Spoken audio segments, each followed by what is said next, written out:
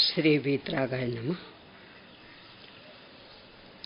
आचार्य उमा स्वामी देव द्वारा रचित तत्वार्थ सूत्र, अपर नाम मोक्ष शास्त्र, इसके 6वें अध्याय के माध्यम से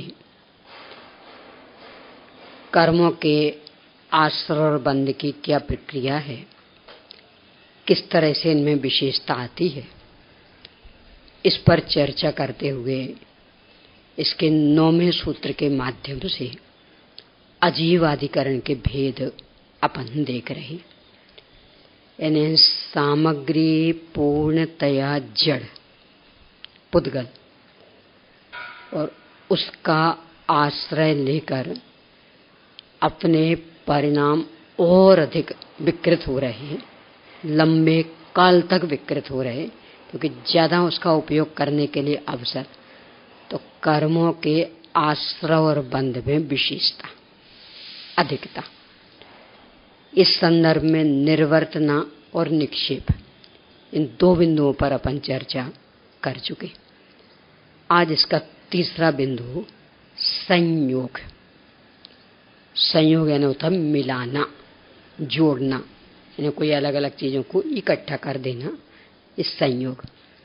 इसके 2 भेद, एक उपकरण संयोग और एक भक्त पान संयोग। उपकरण और भक्त पान दोनों का एक नाम भक्त पान संयोग। पान पान भक्त पान संयोग क्या है देखते हैं।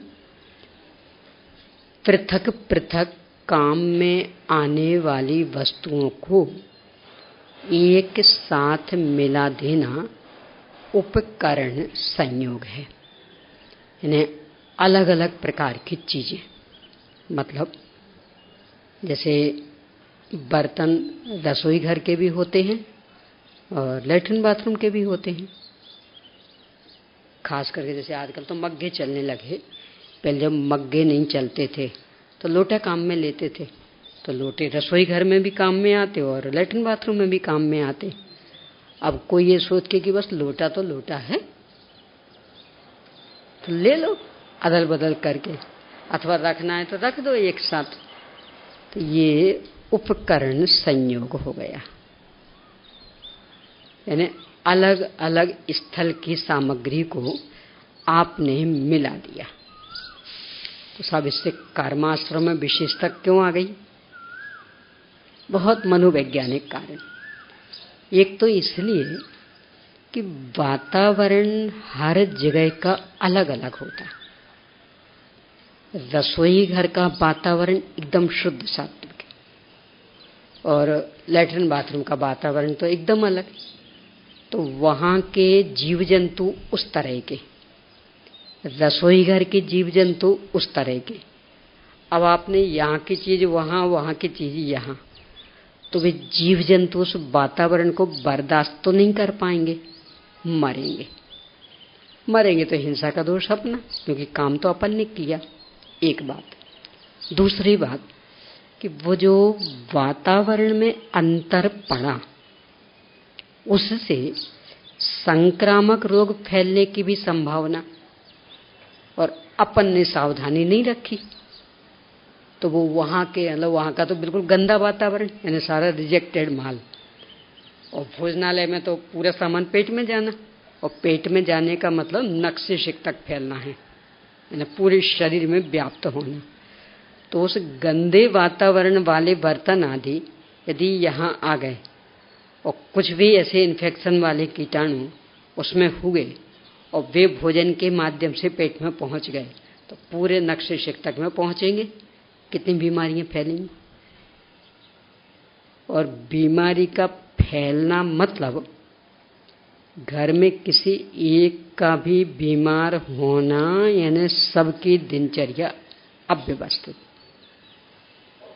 और जो फिर बीमारी सहन नहीं हो रही तो उल्टी सी दवाइयां वो अलग, फिर उसके लिए होने वाला खर्च वो अलग, जो आकुलता सही वो अलग। नाते रिश्तेदारों को भी आकुलता हो गई, वो अलग, ये तो और अलग। पर मूल में ही कितनी कितनी आफत स्वयं ने ले ली, और इसमें ये ज्यादा कारण बनता। यानी लेटरिन बाथरूम आदि की चीजें यहाँ आना, यहाँ की चीजें वहां चले जाना, और फिर वैसे के वैसे काम में ले लेना। यहाँ अलग से एक बिंदु ही ऐसा रख दिया, उपकरण संयोग, कि मिलावट वाला आश्रय बंध में बहुत अधिक विशेषता लाएगा, अधिकता लाएगा।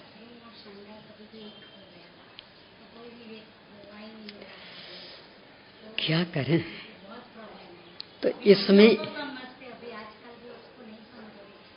देखो, बल्कि है तो उल्टा। यानी आजकल वैज्ञानिक लोग इस संदर्भ में जितने अधिक सेंसिबल हैं, यानी अपन तो मात्र उसको हिंसा हिंसा की दृष्टि से देखते, वैज्ञानिकों को हिंसा हिंसा तो कोई मायने रखती नहीं, पर उनको तो बस शारीरिक स्वास्थ्य। तो कितनी अधिक सेंसिबल हैं वे वैज्ञानिक लोग, और वे स्वयं इस बात को कहते कि लैट्रिन के बर्तन आदि, कपड़े आदि बिल्कुल अलग, वहां प्रवेश करो तो बिल्कुल अच्छे से फिर हाथ पैर धोके, जहां तक तो संभव प्रवेश ही नहीं करना, सुबह ही सबसे निवृत्त हो जाना, नहीं हो कदाचित जाना पड़े तो खूब अच्छे से हाथ पैर धोकर पूरे कपड़े बदल कर ही अन्न में लगना। आश्चर्य ये कि वैज्ञानिकों का ये कहना है और अपने को वैज्ञानिकों पर विश्वास है ऐसा मानने वालों का उल्टा चलन। लैट्रिन बाथरूम बिल्कुल एक साथ, बीच में कोई दरवाजे भी नहीं, सारा का सारा वातावरण एक मिनट, कदाचित सुविधा के हिसाब से हो, पर बीच में दीवार हो पूरी, यानी बिल्कुल सेपरेट सेपरेट हो, इस तरह का होना चाहिए। अब यदि नहीं है कदाचित, तो अपनी ओर से जो अपन सावधानी रख सकते वो रखना चाहिए। वो ये कि मान लो नहाना धोना तो वहां से करना पड़ेगा, पर इस तरह की यदि व्यवस्था हो कि वहां से निकल के कपड़े आदि बाहर कर सकते, तो वहां अपने कपड़े आदि नहीं ले जाना, तो जिससे वहां का सारा वहां रहा और बाहर फिर आके पहुंच करके फिर अलग कपड़े पहन, तो इस तरह की व्यवस्था तो रख ही सकते। बाकी तो बनवाते समय ही देखो, जगह तो लगभग उतनी ही घिरती है, कोई खास फर्क तो पड़ता नहीं। और ये भी है कि कोई आप मोटी मोटी दीवारें ही बनाए, ऐसी कोई आवश्यक नहीं, बिल्कुल पतली ईंट की भी वो आड़ी वाली, यानी खड़ी वाली नहीं, मोटी वाली नहीं, आड़ी वाली बिल्कुल पतली, तो उतनी सी दीवार भी उठा दें और गेट लगा दें, अलग अलग हो जाएगा, शुद्धता बनी रहेगी और उसमें अपना ही हित। और अकेला इतना ही नहीं, एक साथ दो जन काम में भी ले सकते। अभी इकट्ठा हो ना, अब बस एक ने घेर लिया तो दोनों बंद, अब खड़े रहो, तो अब वो लगभग समझ लो कि 20-25 मिनट तो गए, क्योंकि अब वो दोनों काम करके निकल पाएगा। और अलग अलग हो तो एक एक काम कर रहा, दूसरा दूसरा काम, तो काम भी जल्दी निपट जाए, यानी सुविधाजनक ही है। इतना ही नहीं, बाकी धुलाई आदि में भी, यानी वहां की सफाई अलग तरह की होती है, यहाँ की सफाई अलग तरह की होती है, ब्रश वगैरह भी अलग तरह के। अब जब एक होता है तो फिर एक से ही सारा चल जाता है, और नहीं तो सब अलग अलग करेंगे। तो इस तरह की व्यवस्था अपने को रखनी चाहिए।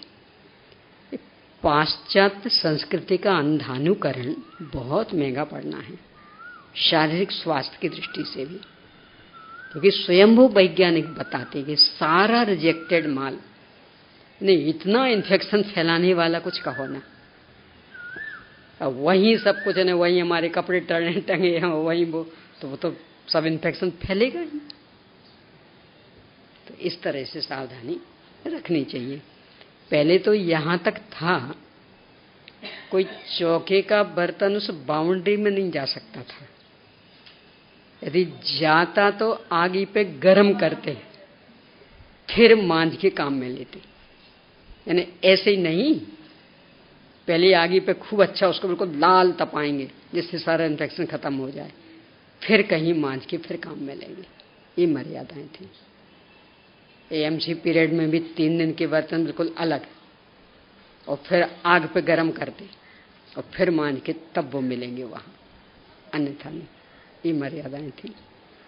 और इसके बल पर ही कितनी सारी बीमारियों से अपने आप बचे रहते थे। देखो गहराई से विचार करना, आज हर क्षेत्र में जितनी साफ सफाई होने लगी, हर क्षेत्र में, यानी अपने कपड़ों आदि से ही लें, पहले ऐसे साबुन सोडा मिलते थे? कभी ऐसे धुलते थे? नहीं, मतलब आज जितने अपन करते, यानी कोई कोई तो बिल्कुल रोज ही, यानी रोज के ही कपड़े बिल्कुल उसके बिना धुल ही नहीं सकते। पहले कभी ऐसा होता था? कदाचित बहुत ही गंदे हो गए तो 20-25 एक महीना में सोडा में डुबो के और फिर रगड़ लिए।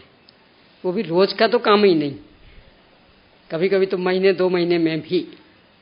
और ऐसे ये जमीन का भी अधिकांश तो कच्चे मकान होते थे तो मिट्टी से पोत लिए, छुट्टी। कदाचित पक्के भी हुए तो बस ऐसे पोंछा लगा लिया, छुट्टी। और अभी तो रोज उससे क्या बोलते वो डिटॉल, क्या बोलते फिनाइल, तो उससे पूछें, यानी कितनी साफ सफाई। चौके में देखो मतलब सब बिल्कुल नीट एंड क्लीन। तो अब तो फिर बीमारियां कम होनी चाहिए थी। क्या पहले तो कितने गंदे रहते थे, अपने बदन पे तो साबुन आदि लगाने का सवाल ही नहीं था, मिलती नहीं थी, होती नहीं थी। पहले कहाँ चलती थी साबुन? अपने बुजुर्गों से पूछो बस, तो ये सब तो चलता ही नहीं था। तो इतना जब साफ सफाई का साधन बढ़ गया है हर दृष्टि से, तो अब तो बीमारियां और कम होनी चाहिए थी ना।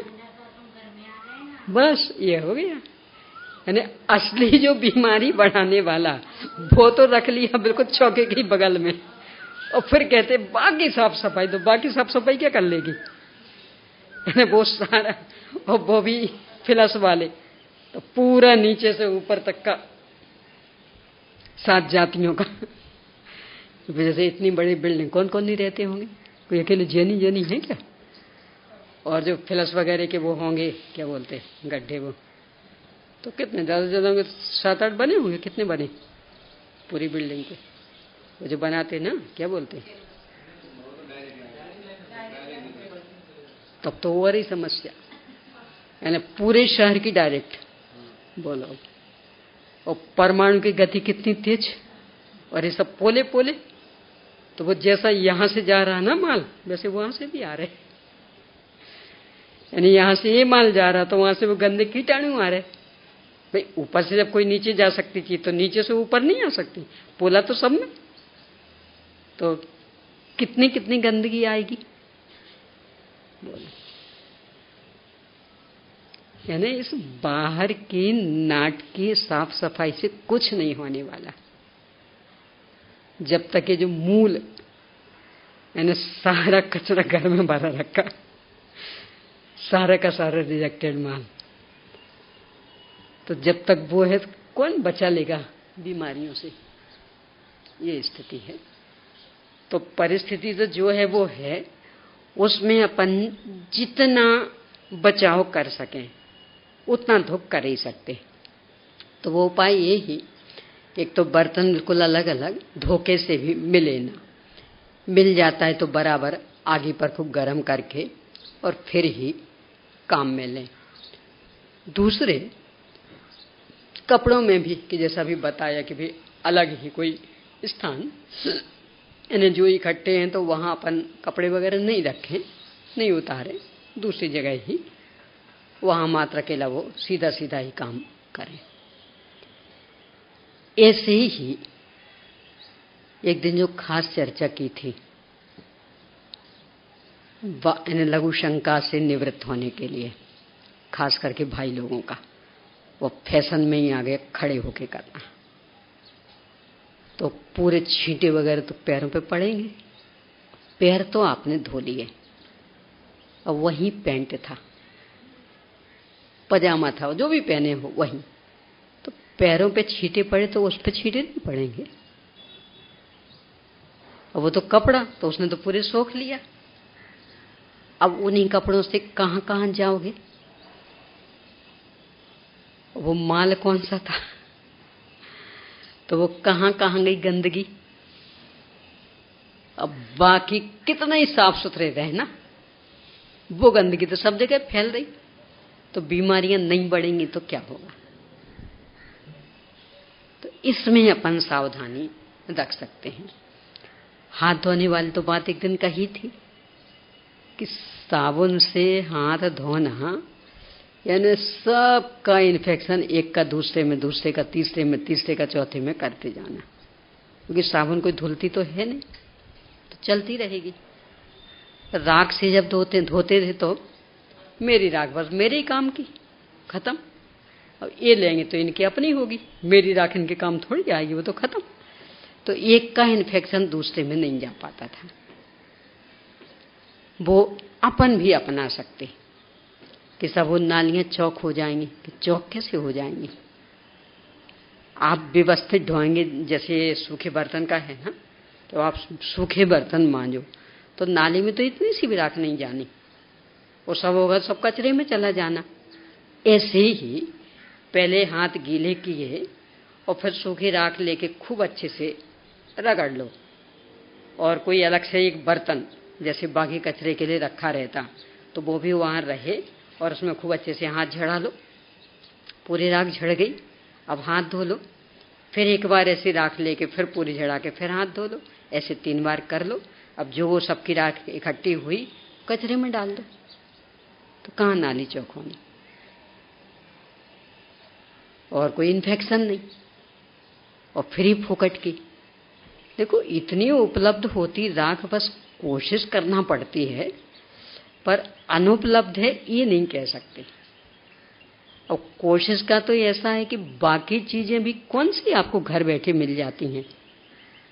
साबुन लेते हो तो उसके लिए कोशिश नहीं करनी पड़ती, वो घर बैठी आ जाती है ना।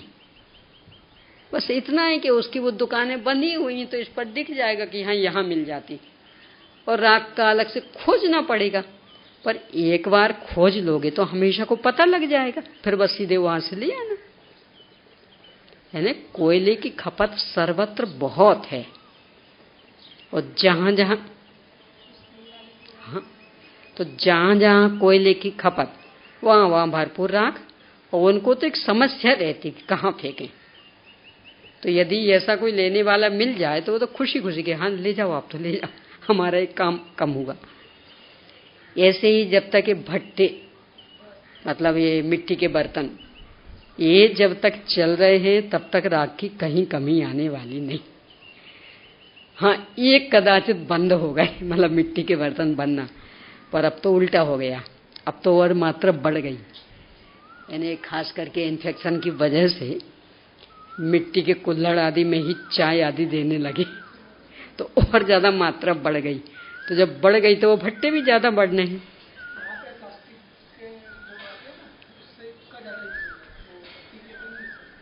अभी आजकल चूंकि प्लास्टिक के संदर्भ में वैज्ञानिकों के आंकड़े आ गए ना कि बहुत इन्फेक्शन, बहुत इन्फेक्शन, तो सरकार से की ओर से थोड़ी सी पाबंदी आ गई। तो जहां चेकिंग का डर रहता वहां तो बराबर वो कुल्हड़ ही रखते, और जहां ऐसा चेकिंग का डर नहीं रहता तो प्लास्टिक चला लेते हैं। तो कई जगह ऐसा, रेल वगैरह में भी कई जगह कि जहां सरकार थोड़ी सी ज्यादा स्ट्रिक्ट, वो बराबर जुर्माना लेती, तो वहां पर वो मिट्टी के कुल्हड़ ही देते। और जहां चले कि धांधली चल जाएगी तो वे चूंकि मिट्टी के कुल्हड़ भारी हो जाते, और प्लास्टिक तो बिल्कुल बस ऐसे ही टांगे और एक हाथ से केटली पकड़ी वो चलता रहता, तो इसलिए वो चलाते। पर कई जगह यानी जहां भी सुरक्षा कर्मी ज्यादा उसके प्रति संवेदनशील होते, तो वहां बाध्य होकर के उनको मिट्टी के कुल्हड़ रखने पड़ते, प्लेटें भी मिट्टी की, ये दही आदि की तो अभी भी मिट्टी वाली ही। मुझे तो बस इतना कहना है कि जब तक ये मिट्टी के बर्तन चालू हैं तब तक राख में कभी कमी आने वाली नहीं। फ्री फोकट में भरपूर ले लो, बस थोड़ा सा प्रयास करना पड़ेगा, और एक बार फिर पता लगाना है, फिर तो हमेशा को जानकारी हो गई क्योंकि ये चीजें ऐसी कि बार बार इनका स्थान बदला नहीं जाता। भट्टे आदि के लिए जो भी जिस तरह की जमीन लगती, जिस तरह की वो प्रक्रिया उनको करनी पड़ती, तो ऐसा नहीं है कि सब पहले हमने यहाँ लगाया था वो वहां लगाने लगे, कि सब वो 5 साल पहले गए थे तो वहां था भट्टा और अब वहां, कि बाकी कोई दुकानें बदल सकती हैं, ये बदलना इतना हंसी खेल नहीं है। तो एक बार जहां जानकारी हो गई बस हो गई, अपना काम चल जाएगा। पर ये फ्री फोकट का सामान काम में लेने का विचार करें तो ये जो उपकरण संयोग वाली समस्या, ये बहुत आसानी से सुलझ जाएगी। ये इसी संदर्भ में और भी, पहले जब ये लैट्रिन बाथरूम के बर्तन धातु के रहते थे, रोज मन जाते थे, देखा हो तो घरों में बुजुर्गों के रोज मचते थे, यानी बराबर बाल्टी लोटा सब मचते। वैसे तो खास करके लैट्रिन वाले तो अपना अपना अपने हाथ से सामान से मांझ करके ही रखते थे, और बाल्टी आदि भी। और एक बार तो फिर पूरे सबका नहाना धोना हो गया तो फिर मचते, कपड़े वगैरह धुले, इसके बाद मचते, तो वो रोज का रोज इन्फेक्शन खत्म। अब वो प्लास्टिक में तो क्या मांझे, बस ऐसे धो धा के रख दो, तो धोने से कोई इन्फेक्शन निकलता है? साबुन स्वयं इन्फेक्शन फैलाती, वो कास्टिक सोडा स्वयं इन्फेक्शन। कितनों के तो हाथों में ऐसी स्थिति बन जाती, कुछ कहो ना, तो वो कौन सा इन्फेक्शन नाशक है? तो ये प्लास्टिक की धातु की वजह से और ही समस्या आ गई। देखो, युग तो युग के हिसाब से चलेगा, जमाना तो जमाने के हिसाब से चलेगा, पर इतनी सुविधा अवश्य है कि बाजार में सामान हर तरह का उपलब्ध है। यानी फैशन कितना ही बढ़ गई हो, पर सामान की कमी बाजार में नहीं है, सब तरह के बर्तन मिलते। तो अपन थोड़ा सा यदि विवेक रखें तो अपने घर में उस प्लास्टिक से बच सकते हैं। धातु के बर्तन काम में ले, टिकाऊ भी रहते, हाँ स्टील के आते, लोहे के आते, सब तरह के आते, टिकाऊ भी रहेंगे, साफ सफाई में भी सुविधा रहेगी, इन्फेक्शन से बचेंगे, आराम से बन जाते हैं। और इतना ही नहीं, एक दिन चर्चा की थी ना, प्लास्टिक ऑक्सीजन खाता। तो जितना अधिक प्लास्टिक आपके घर में होगा, ऑक्सीजन उतनी कम होनी है, और इतना ही नहीं, प्रदूषण उतना अधिक बढ़ना है, गर्मी उतनी अधिक लगनी। और धातु के बर्तन जितने अधिक होंगे, ऑक्सीजन उतनी शुद्ध रहेगी, यानी पवित्र बनी रहेगी, और गर्मी का वातावरण भी उतना अधिक नहीं होगा, और खर्च भी कम होगा।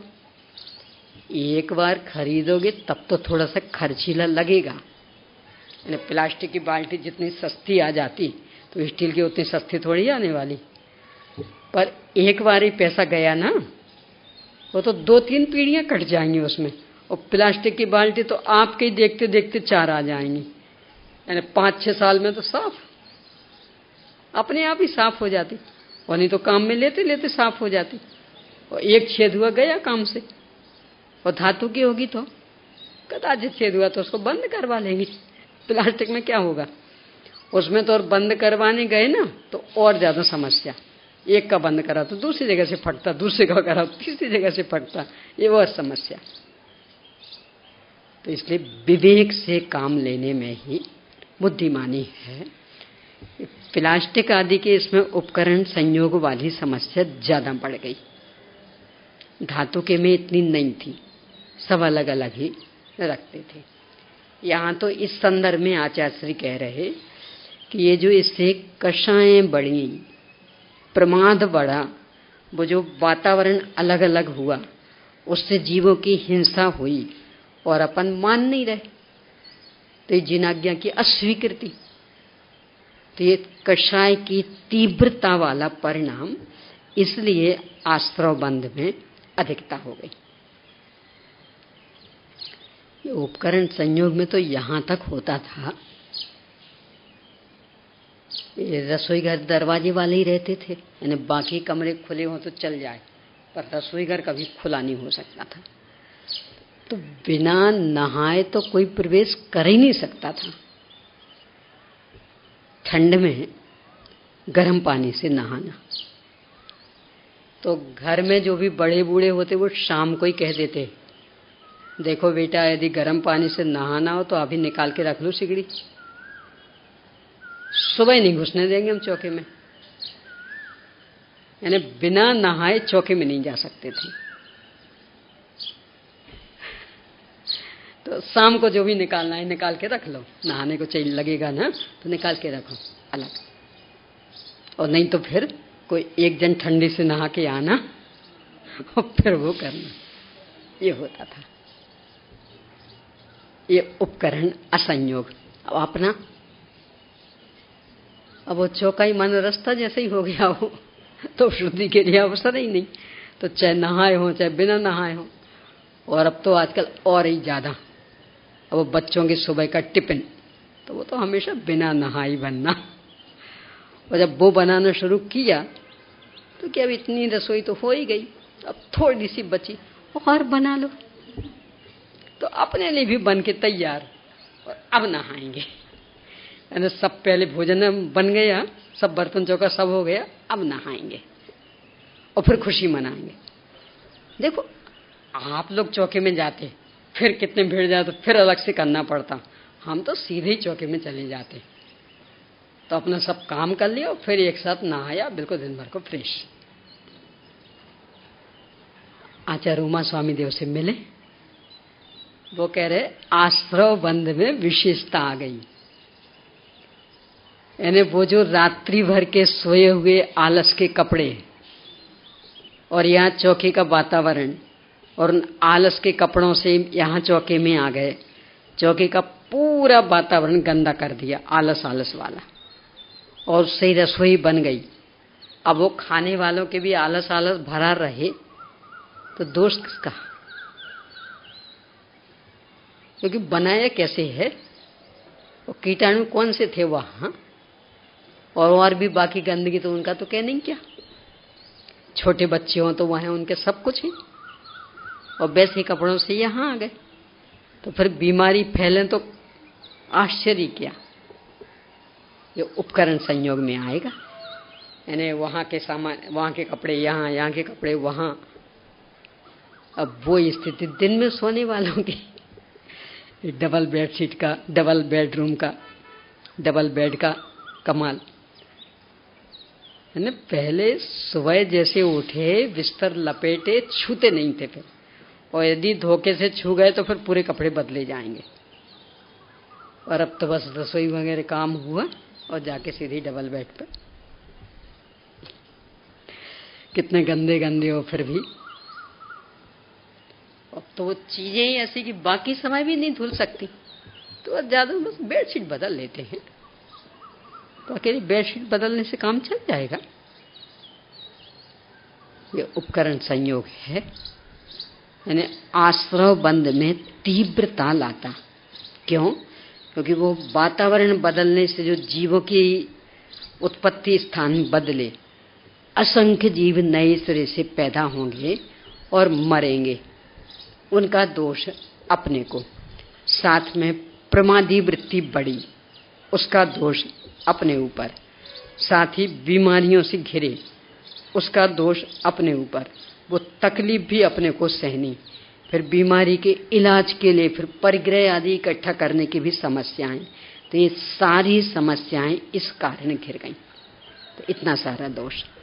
इसलिए उपकरण संयोग ये आश्रव और बंध में विशेषता लाने वाला कारण। देखो वैज्ञानिक लोग इसको इतना महत्व देते, एक दिन चर्चा की थी, एक सामान्य सा भी ऑपरेशन हो, मतलब बस इतनी सी गांठ यहां हुई, उतने से का ऑपरेशन करना, अपन कर दो यहां से, ऐसे में होता ऑपरेशन, इन्फेक्शन नहीं हो जाएगा? कहां से होगा? वो हमारा पूरा शर्टलाइज रूम और सारे उपकरण शर्टलाइज, कपड़े भी, और बराबर वो यहाँ भी सब।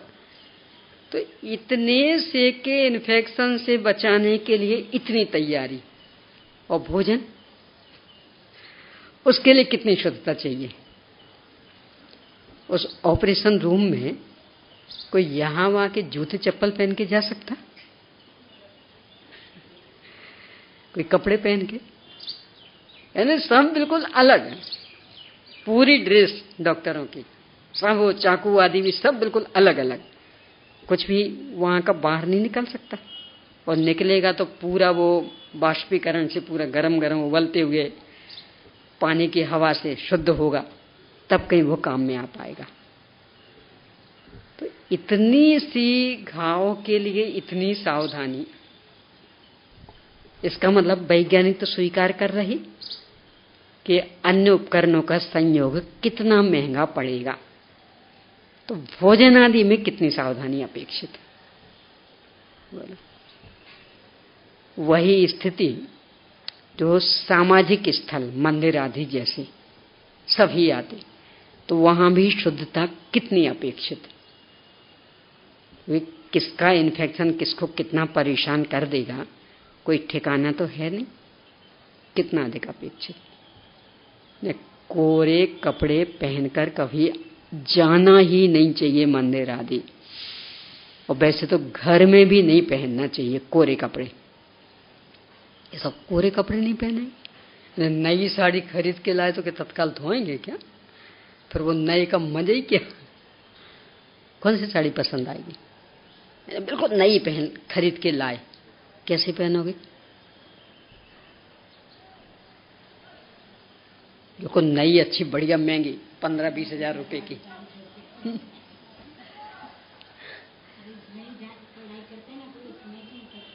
हाँ, और इतना ही नहीं, दूसरी भी समस्या हो आज के जमाने में तो और ज्यादा। पहले कम से कम देख करके ही लेते थे, पहनने की सुविधा नहीं थी, और अब तो वो अपने शोरूम ही ऐसे बनाते कि आप पहन के भी देख लो आराम से।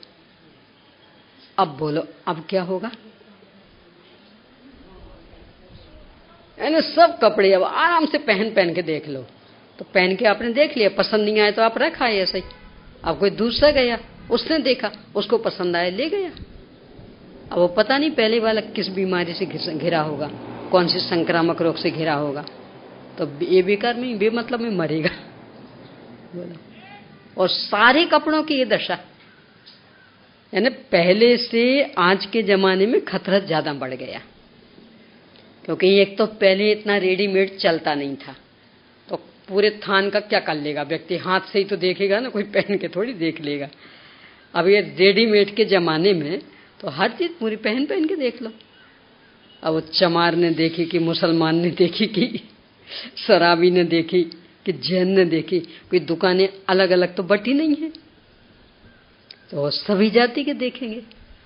और सूतक पातक वाला भी कोई ऐसा है कि सब सूतक चल रहा ना इनके यहाँ तो अभी नहीं जाएंगे मार्केट, इनके पातक चल रहा तो अभी नहीं जाएंगे।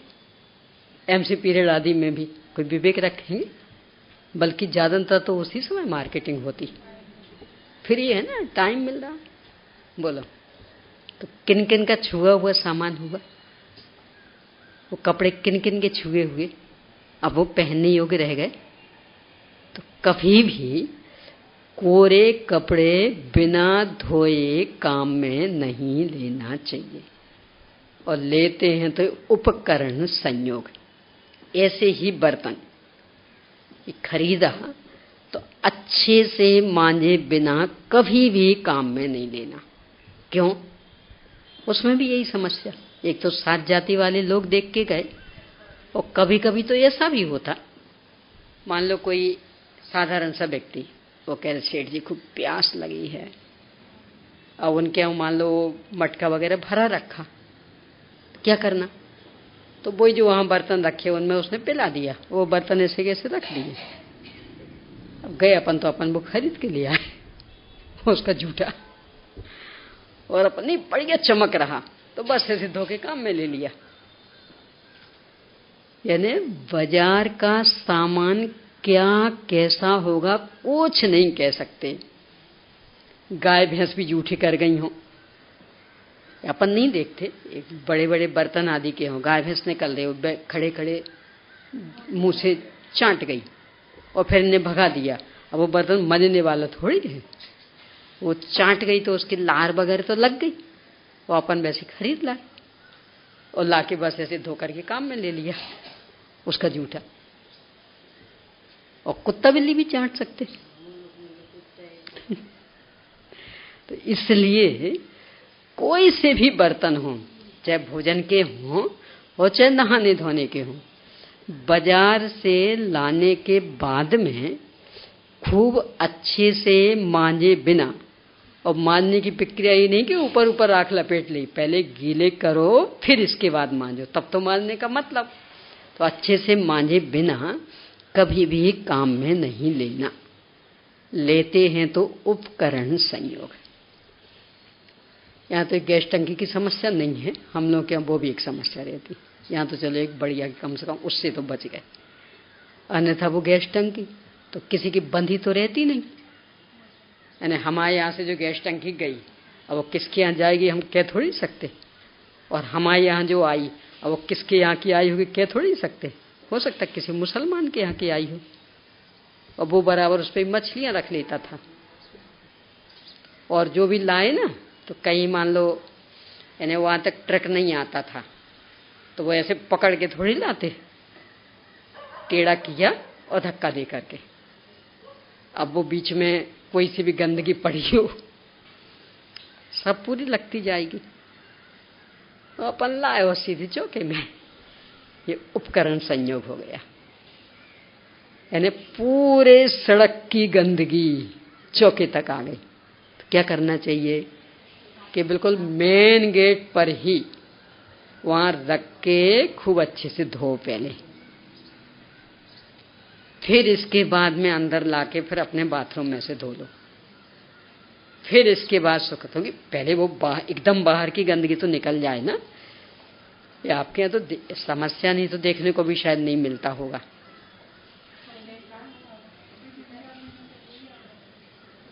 यहाँ तो कहीं वो जैसे आते जाते भी कहीं दिखते नहीं कि कोई वो टंकी लेके जा रहे, नहीं तो जहाँ ये मतलब हम लोग के यहाँ तो वहाँ पाइप नहीं, तो जब वो लाते हैं तो किस ढंग से लाते, तो बराबर पूरी सड़क की गंदगी उनमें। कभी कभी तो इस पर दिख जाती कि देखो वो कुत्ते की पड़ी थी ना, देखो ये लगी है, तो चलती है उसको जाती। तो इसलिए पहले तो मेन गेट के बाहर ही वहां धो लेना, फिर एक बार घर के अंदर, इसके बाद चौके में लाना। ऐसी साग सब्जी आदि वो भी वो तोड़ के लाए किसान, अब वो थोड़ी सी अच्छी ताजी लगती रहे, क्या करेंगे बार बार पानी छिड़केंगे। कौन सा पानी? और उनने तो बस अपने ठेले पे एक रख लिया, और दीदी शंका आदि को भी जाना हुआ तो वो ही लोटा, वो डिब्बा जो भी उनका, और फिर कहीं भी पानी दिखा नल दिखा तो उसको भर लिया, और उससे बराबर सब्जी में भी, यानी उससे दीर्घ शंका भी निवृत्त हो गए और उससे सब्जी भी सिस्ती रहती। अब वो अपन खरीद के लाए। कौन सा पानी? छने अनछने का तो सवाल ही नहीं, वो तो प्रश्न ही दूर, पर ऐसे भी कौन सा। और अपन लाए वो सीधी चौके में। ये उपकरण संयोग हो गया, यानी उनके घर का पानी, अकेले घर का नहीं, वो दीर्घ शंका के लिए काम में आने वाले डिब्बे, क्योंकि उन लोग को तो विवेक थोड़ी रखते। देखना ही जो खासकर छोटे छोटे सब्जी बेचने वाले रहते हैं, तो उनके देखना वो टूटे फूटे से डिब्बे रखे रहेंगे, और चाहे जब कभी वो जाते देखेगा तो वही वाला डिब्बा हाथ में, और उसी डिब्बे को फिर भर के जहाँ भी नल देखा, और फिर उससे पूरी सब्जी सिंच जाएगी, अच्छी ताजी बनी रही इसके लिए। तो कौन सा पानी? और उसमें ही मान लो कोई भरा रखा हो, कोई कुत्ता बिल्ली आ गया तो वो भी जूठा कर गया तो कर जाए, क्या फर्क पड़ना।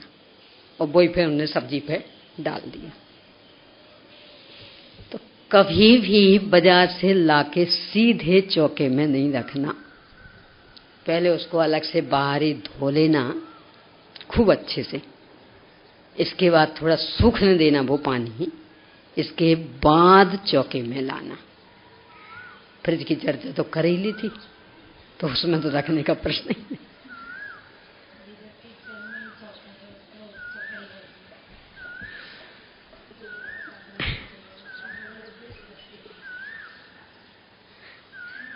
देखो, समस्या अपनी अपनी हो सकती है, पर उसमें भी जितना विवेक रख सकते हैं अपन।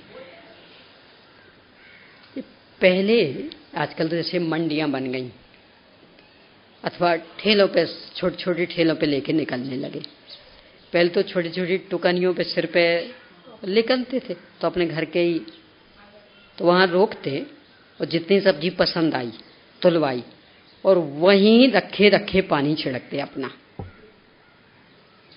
तब कहीं वो छूते, यानी उसके उसे छूते भी नहीं थे। और आपने देखा नहीं देखा, मैं तो देखा आंखों से, यानी उसकी वो छूते भी नहीं थे तब तक। तो अब एक सोचेंगे वे बुद्धिमान थे कि अपन बुद्धिमान।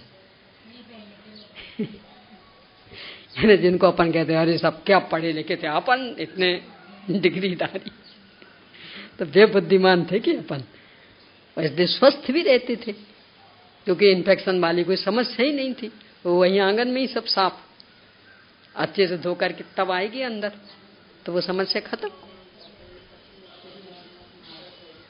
अब तो कितनी कितनी कीटनाशक आदि जैसी दवाइयां डाली जाती, कितनी अशुद्ध, कितनी भयंकर, और सीधी चौके में आ गई, तो वो सारी दवाइयां चौके में फैल गई। और फिर वहीं भोजन, तो कहां तक स्वस्थ रहेंगे?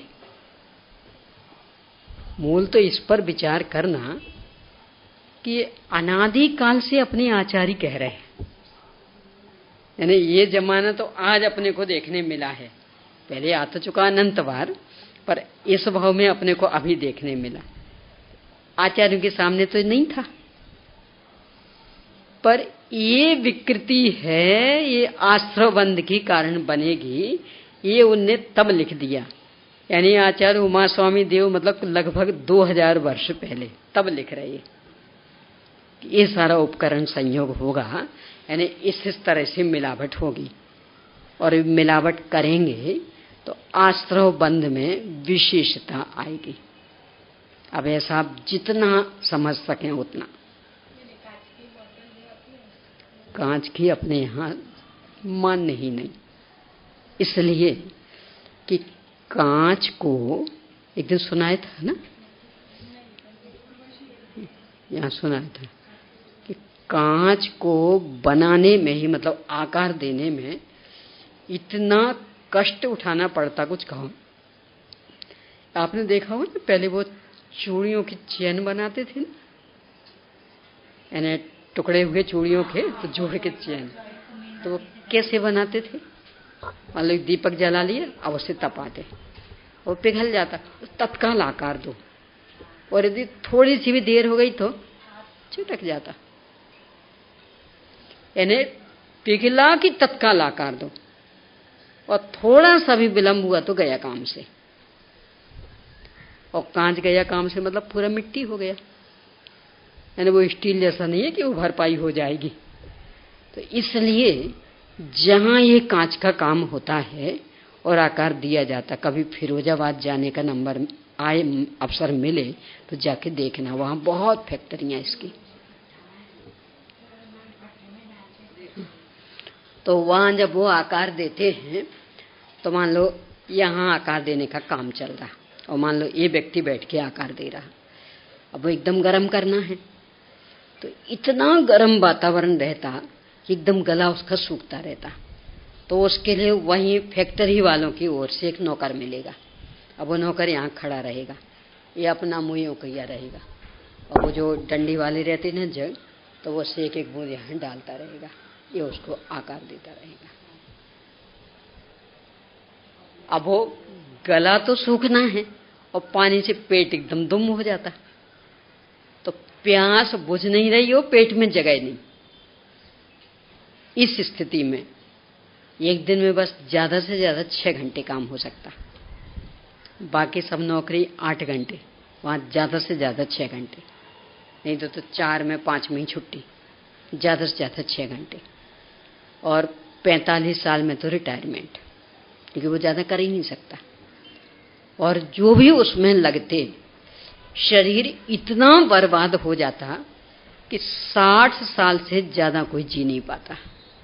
अभी तक का रिकॉर्ड ये है कि जो भी उनमें लगते, और इसीलिए खूब महंगा मिलता है वहां, पे खूब मिलती, क्योंकि रिस्क इतनी है ना, तो कोई आना तो चाहते नहीं। तो जिनको बहुत ही ज्यादा लोभ होगा अपनी जिंदगी से खिलवाड़ करने की कीमत वाला भी, वे वहां रहेंगे।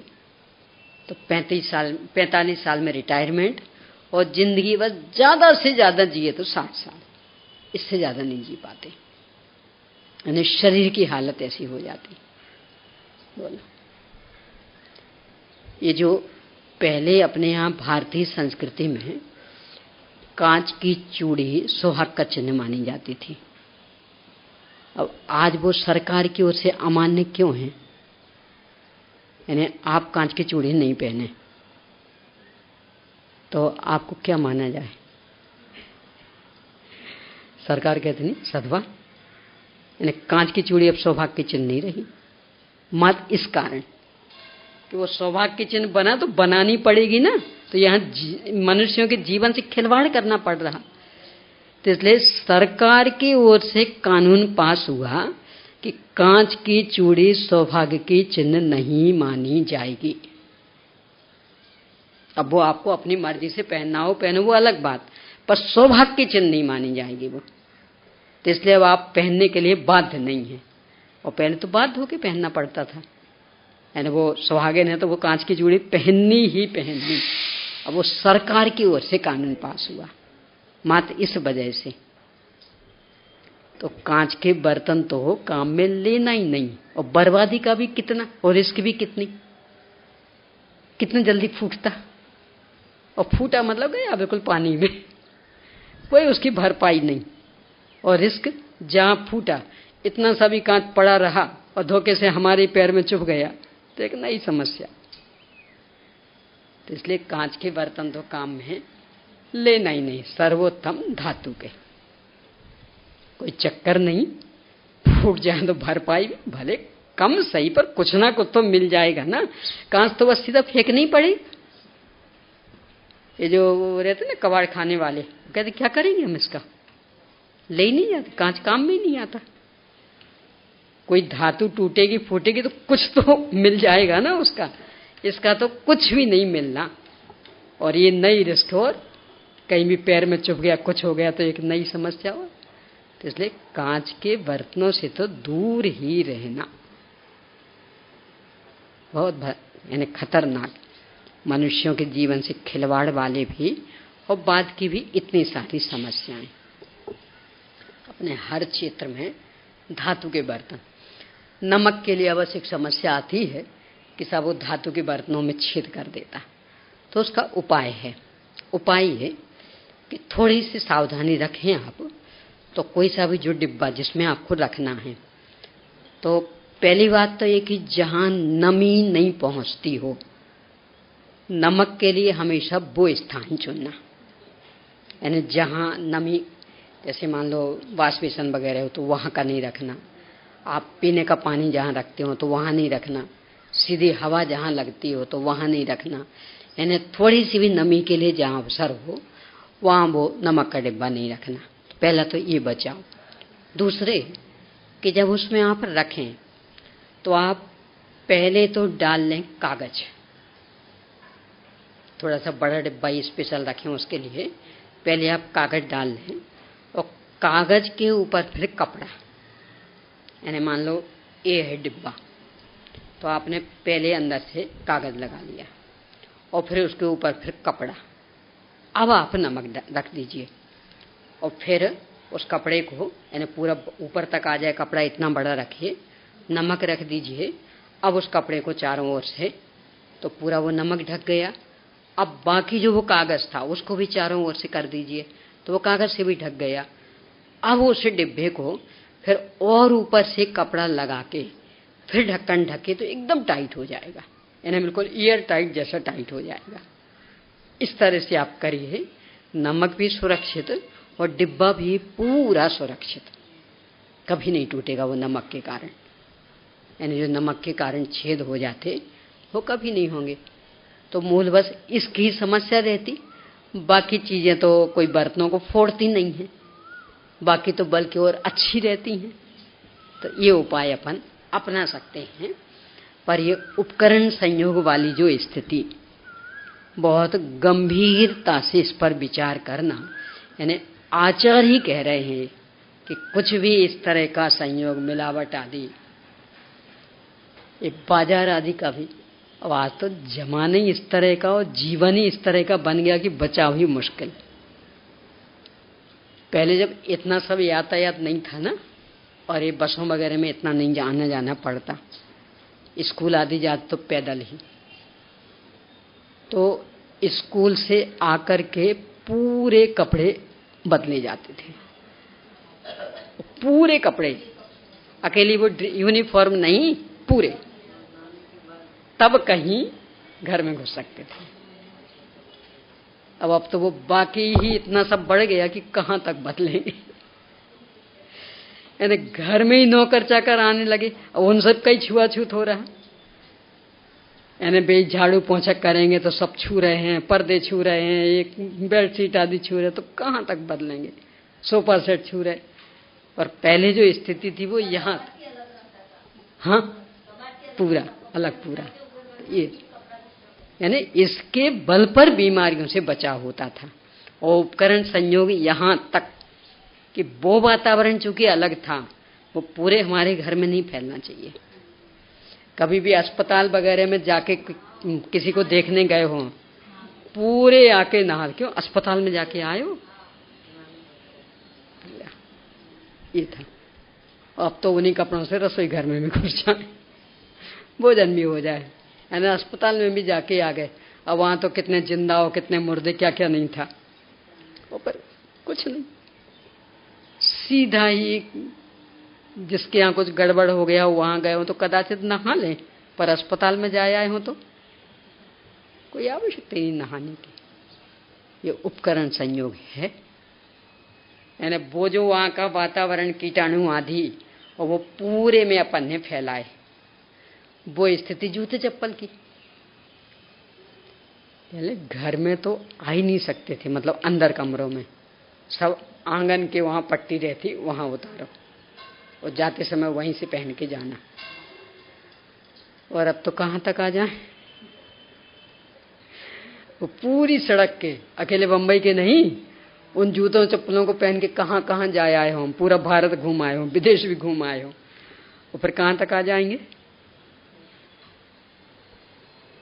और फिर अब और ही ज्यादा इन फर्शों की कमाल से घरों में भी चप्पलें, तो कह तो नहीं सब बिल्कुल अलग अलग रखते हैं हम, पर अब वो अलग अलग रहना उतना प्रैक्टिकल संभव हो पाता। यानी मान लो आपने घर की बिल्कुल अलग रखी है, अब मान लो आपको यहीं बगल में जो भी जैन है ना, उनसे बात करने जानी, अब जो यहाँ पहने, बोलो कभी ना कभी निकल जाओगे कि नहीं, और फिर वैसे के वैसे आ जाओगे कि नहीं। अब वो जो गली, वहां तो सभी घूमते, क्योंकि वो तो बिल्कुल आम रोड है, तो वहां तक की गंदगी अब चौकी में आ गई कि नहीं। और चप्पलें कौन सी थी, आप नहीं, हमारी सब घर की चौकी की अलग रहती है, तो कितनी अच्छी अलग रही कि वो बिल्कुल मेन रोड जैसी गली, यानी सब सबके लिए ही रास्ता, और वहां तक की गंदगी वो चौके में आ गई। ये इन फर्शों का कमाल, यानी इस तरह का लगाते हैं, ये तो फिर भी अच्छा, ये उतना नुकसानदायक नहीं। मार्बल तो इतना खतरनाक कुछ कहो ना, मुझे तो उसका नाम ही अच्छा लगता। अच्छा मतलब संगमरमर अकेले नहीं मरना, सब एक साथ मरो मरो मरो। मार्बल, इंग्लिश में क्या कहेंगे, मार्बल, यानी पूरी बल लगा के मारेगा, पूरी ताकत लगा देगा आपको मारने के लिए। यानी नाम ही कितने चुने, बढ़िया, संगमरमर, मार्बल। ठंडे में इतना ठंडा कि खड़े ना हो पाओ, गर्मी में इतने जल्दी गर्म की मुश्किल हो जाए बैठना। तो ये फैशन नहीं, सब लगता बढ़िया है, बिल्कुल नीट एंड क्लीन, बिल्कुल साफ साफ।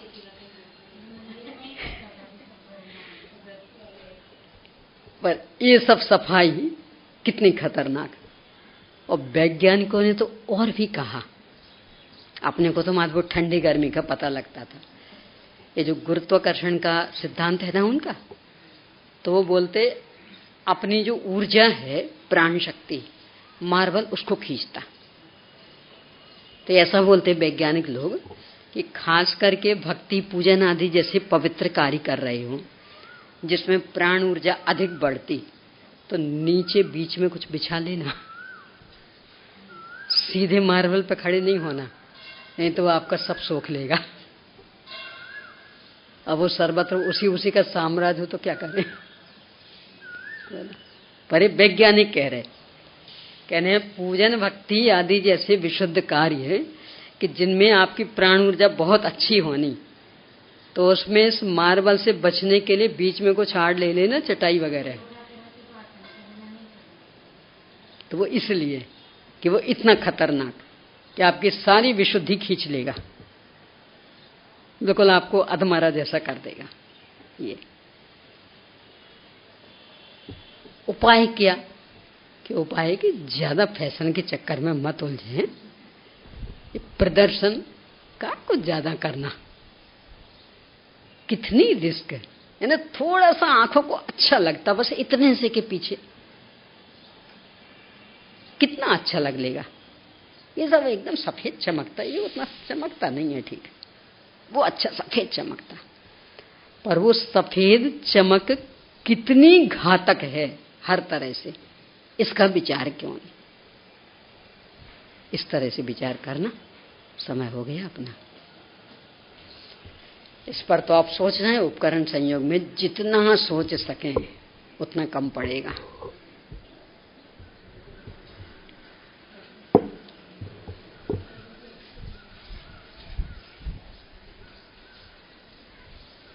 संयोग शब्द का अर्थ बताते हुए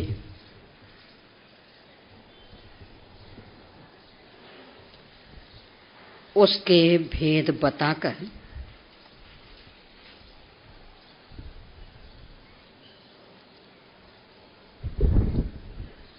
उपकरण संयोग से आश्रव बंध में अधिकता का कारण बताइए। आश्रव बंध में अधिकता का कारण बताइए। क्लिप नहीं लगे हैं, हवा तेज है ना, और बैलेंसिंग उनका बिगड़ गया है, खिसक गए।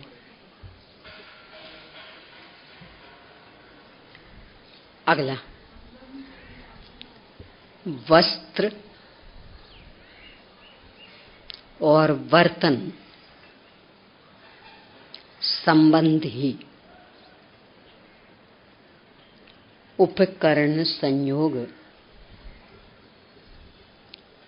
को स्पष्ट कीजिए।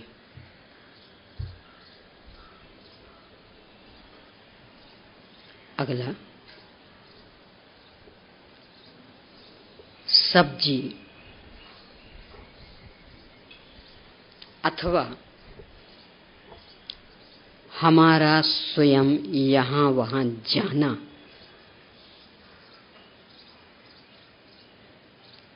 इस संबंधी उपकरण संयोग को स्पष्ट कीजिए। बस, तो पहले वाले में है आपको मात्र वो कारण लेने हैं।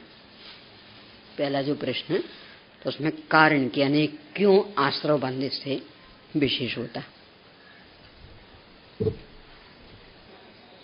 हाँ जी, अब शंका समाधान करो।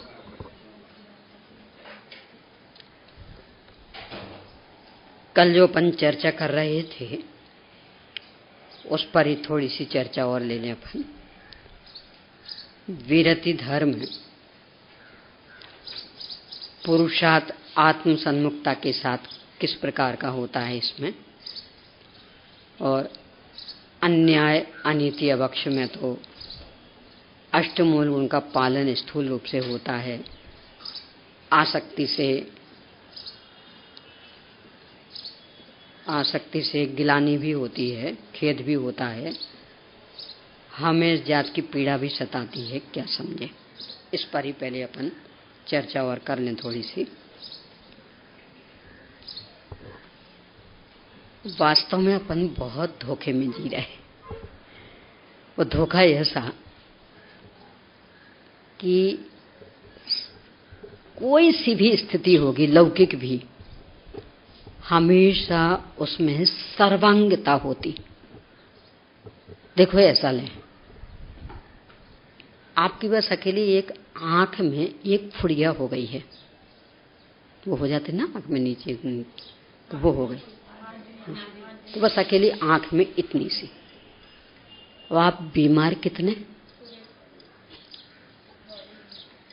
बीमार कि सब आप स्वाध्याय को क्यों नहीं आए थे, कि सब वो आंख में फुड़िया। तो आंख में फुड़िया हुई थी, कोई आंख से थोड़ी सुनना था। बोलो क्या होगा कि सब वो फुड़िया आंख में थी पर पूरा शरीर बीमार था, और इसीलिए स्वास्थ्य लाभ के लिए वो इंजेक्शन वहां नहीं लगाया जाएगा। कोई टैबलेट आदि भी दी जाएगी तो उस वहां, और जो भी वो दिया जाएगा वो पूरे शरीर में फैलेगा कि अकेला वहां। तो ये यानी सब कुछ सर्वांग होगा। एक बार वो धन का भी उदाहरण लिया था, गरीबी दिखेगी तो सर्वांग, करोड़पतिपना दिखेगा तो भी सर्वांग। यानी वो इतना सा 1 फुट वाई 1 फुट का रूमाल भी बताएगा कि आपकी आर्थिक स्थिति क्या है, बताएगा कि नहीं बताएगा। यानी एक 1000पति माता उसका रूमाल और एक करोड़पति का रूमाल, कि सब बस इतना सा तो है टुकड़ा, 1 फुट बाई 1 फुट, कैसा होगा बोलो। वो 1 फुट बाई 1 फुट कपड़ा 1 रुपए वाला भी आता और 100 रुपए का भी आता, तो उस करोड़पति का कौन सा होगा। सब ये तो अकेले हाथ पहुंचने के काम आना, तो कोई भी चल जाएगा ना।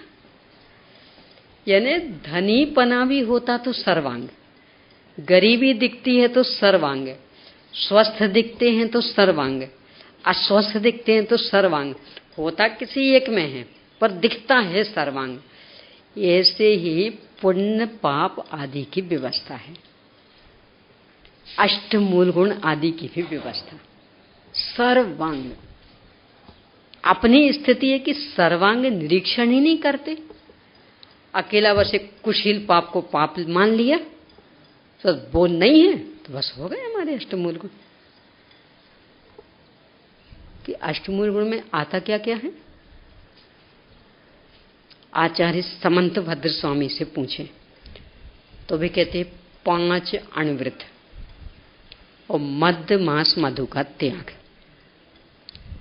5 अणव्रतों का पालन और मध्य मास मधु का त्याग, यानी 3 मकार का त्याग। तो 5 अणव्रतों में अहिंसा अणव्रत भी है ना। कौन कौन सी हिंसा छूटी, कि ये कपड़े ही बता देते कि कितनी हिंसा छूटी। देखो एक दिन पहले अपन चर्चा कर चुके कि होंगे तो वो अपनी आर्थिक स्थिति के अनुसार, पर उसमें भी तो शुद्धता अशुद्धता वाला तो विवेक रहेगा ना। न प्योर सूती साड़ी भी 20,000 रुपए की एक आती है, प्योर सूती, 100% सूती। तो खूब अच्छी हो, मान लो अरबपति हो तो पहनेगी, तो उसका निषेध नहीं, पर अपने को कौन से पसंद आते। देखो इस संदर्भ में तो एक घटना भी सुनाऊंगी, सुनने लायक घटना, आप लोगों ने भी सुनी होगी। प्रियंका गांधी, राजीव गांधी की बेटी, उसकी शादी का प्रसंग। प्रधानमंत्री दादी, दादी के पिता प्रधानमंत्री, यहाँ पिता भी प्रधानमंत्री, और उसकी बेटी की शादी। सारे विश्व की आंखें लगी, कैसी होती शादी, कैसी होती शादी, क्योंकि इतना बड़ा राजघराना। पूछा गया उससे, तुम्हारी शादी की ड्रेस कैसी हो? जो कहोगी वैसी बनेगी। पता उसने क्या जवाब दिया था? नहीं पता? ऐसी बात है, को पता रखोगे। मैं चूंकि गांधी परिवार से जुड़ी हूं और गांधी का घराना खादी से जुड़ा हुआ, आज के दिन सारा विश्व मुझे देखेगा, क्योंकि मैं 3 प्रधानमंत्रियों से जुड़ी हुई हूं। यानी यहां नेहरू जी प्रधानमंत्री, फिर इंदिरा गांधी प्रधानमंत्री, राजीव गांधी प्रधानमंत्री, तो 3 प्रधानमंत्रियों से जुड़ी हुई हूं। इसलिए आज के दिन पूरा विश्व मुझे देखेगा। और मैं गांधी परिवार से जुड़ी हूं, गांधी परिवार खादी से जुड़ा हुआ, तो कम से कम आज के दिन तो प्योर खादी की ड्रेस मेरी होगी। वह तो मैं तो कभी पढ़ती नहीं हूं, पर हमारे तो विद्यार्थी बता देते, कोई भी ऐसी घटनाएं आए तो बता देते, क्योंकि उन्हें पता कि दीदी के उदाहरण के काम आएंगे। तो वे बता देते कि दीदी ऐसा ऐसा, कभी कभी तो वो ला के भी बता देते, देखो दीदी पढ़ो। बहुत अच्छा लगा कि कम से कम कुछ तो गौरव रहा ना उसे, कि मैं गांधी परिवार से जुड़ी हूं और गांधी परिवार खादी से जुड़ा है। आज के दिन पूरा विश्व मुझे देखेगा, तो आज तो प्योर खादी में मैं रहूंगी। खादी में इतने टॉप की ड्रेस, क्योंकि उसमें भी कोई कमी थोड़ी, यानी प्योर बढ़िया खादी रहेगी। अब बाकी जड़ने करने का तो कोई कमी नहीं थी, तो बढ़िया और प्योर खादी की ड्रेस। बोला शादी की, अपने तो क्या होता था, अरे साहब जिंदगी में एक ही बार तो अवसर आना, और अभी बनारसी साड़ी नहीं पहने तो कब पहनेंगे, अभी रेशमी नहीं हो तो कब पहनेंगे। बोला वो एक उसकी सोच, कोई धार्मिक व्यक्ति नहीं, पर फिर भी अपनी संस्कृति का गौरव कि मैं गांधी, तो खादी को किसी भी रूप में नीचे दिखाऊं ये मुझसे नहीं होगा। तो शादी की ड्रेस पूरी खादी की, वो बड़े आदमी की थी, प्रधानमंत्री की तो बढ़िया थी, टॉप की। वो भी उसका सीन भी था, अच्छी बढ़िया जड़ाव वाली, पर प्योर खादी। तो जड़ाव की समस्या थोड़ी है, पर मूल कपड़ा किसका? तो जैसे उसको खादी की महिमा थी, क्योंकि गांधी परिवार की महिमा थी, अपने को जैनत की महिमा है, तो शुद्ध कपड़े की महिमा आती है। यानी हम ये थोड़ी कह रहे कि आप खूब धनी हैं तो आप बिल्कुल वो 100 रुपए की साड़ी पहनो, ये थोड़ी कह रहे। पर एक अहिंसा यदि अपने में आई है, अहिंसा अण्वृत का भी पालन, तो अपना कपड़ा भी बोलना चाहिए कि हाँ ये अहिंसक वृत्ति वाले हैं। बोलो किन किन को पसंद आती सूती और सिंथेटिक कपड़ा है ना, महाहिंसक, कोई सा भी सिंथेटिक हो। एक दिन चर्चा की थी, जो अपना खनिज तेल होता, यहाँ तो बहुत रिफाइंड मिले हैं, तो जमीन से, समुद्र से निकलता, जमीन से भी निकलता, तो खनिज तेल, उसको रिफाइंड करते, 24 घंटे जलते हो, जो भी उनकी भट्टियां रहती, क्योंकि उसके बिना रिफाइंड हो ही नहीं सके। और उसकी बारंबार प्रक्रिया रहती है। सबसे पहला जो निकलेगा वो जेट विमानों में, फिर उससे हल्का वाला रॉकेट में, ऐसे क्रम क्रम से होते होते ये जो अपना डीजल पेट्रोल तो बहुत बाद वाला, सबसे अंतिम रहता है क्रूड ऑयल, एकदम काला काला, जो मोटे मोटे इंजनों में काम आता। और इसके बाद फिर सीधा वो कोलताल, डामल, एकदम काला, वो यानी अब बस तेल खत्म, अब बस पूरा वो छोक।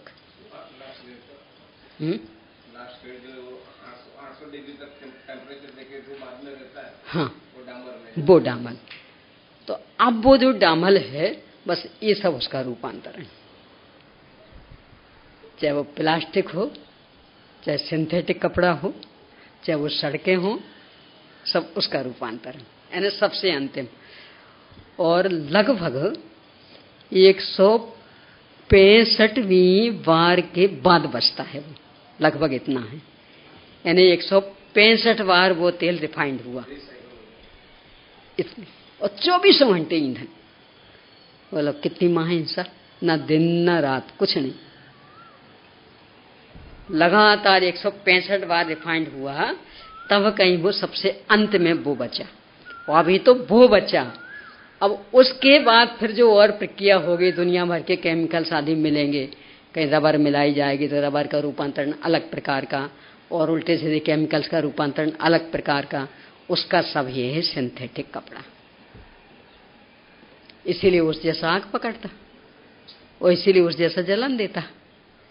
जैसे डामल का इतना सा टुकड़ा पड़ा हो ना कहीं कोलताल का, इतने जल्दी जलेगा, तो वैसे ये कपड़े तो उसका रूपांतरण है।